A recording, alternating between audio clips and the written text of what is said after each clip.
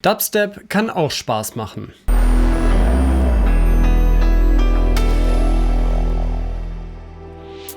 Ich habe letztens wieder ein paar Bass-Sounds gemacht. Immer wenn ich Sounddesign mache, lasse ich immer ein paar Loops im Hintergrund laufen, damit ich einen Kontext für die Sounds habe. Dieses Mal hatte ich aber das Gefühl, dass die Sounds für Drum & Bass Tempo ein bisschen zu schnell waren. Also bin ich von 172 auf 145 BPM runtergegangen.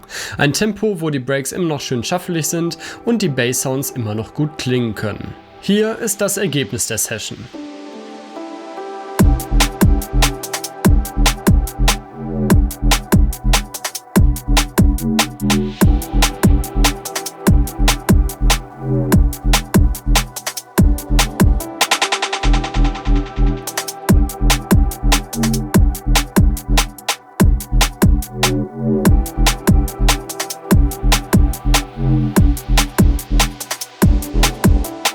Heute zeige ich euch, wie ich den Main Bass aus dem Projekt gemacht habe.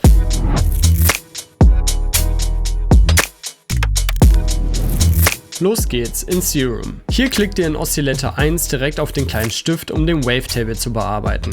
Wenn ihr nur eine Harmonie einzeichnet, bekommt ihr eine Sinuswelle. Für den Sound habe ich noch die dritte, fünfte und siebte eingezeichnet. Euer Sound wird immer ein bisschen anders klingen, je nachdem wie stark ihr die eine oder andere Harmonie eingezeichnet habt. Wenn ihr den Sound jetzt aber abspielt, könnt ihr die Harmonien im Analyzer ganz gut sehen.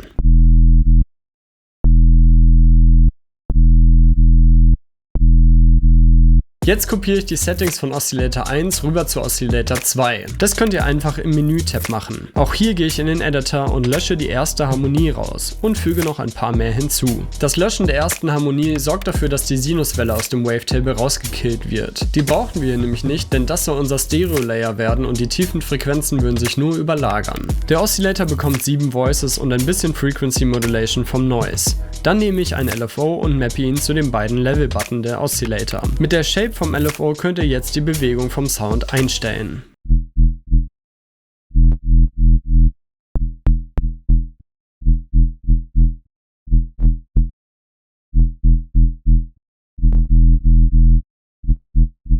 Mit einem Low-Pass-Filter, Distortion im Soft-Clip-Modus und einem Chorus bekommt der Sound jetzt schon ein bisschen mehr Grit.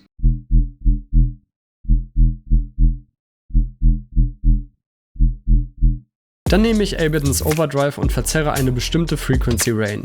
Mit 75% Drive und 30% Dry-Wet kommt die Range bei ca. 750 Hz gut zur Geltung.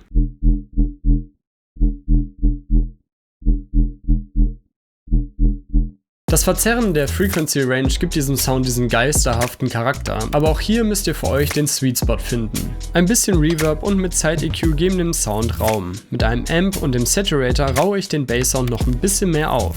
Am Schluss steht nochmal ein einfacher mit Side EQ, um sicherzugehen, dass sich keine Stereo-Informationen ins Low-End geschlichen haben.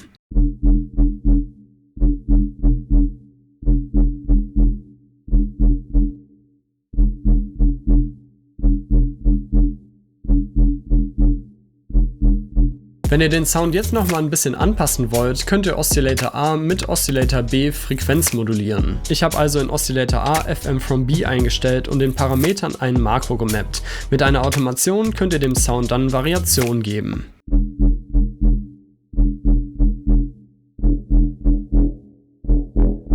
Habt ihr denn Interesse daran, mehr andere Genres außer Drum & Bass auf diesem Kanal zu sehen? Schreibt das mal unten in die Kommentare. Aber bis hierhin war das erstmal mein kurzer Ausflug in den Dubstep. Wenn ihr Fragen dazu habt, schreibt sie unten in die Kommentare und ich beantworte sie so gut es geht.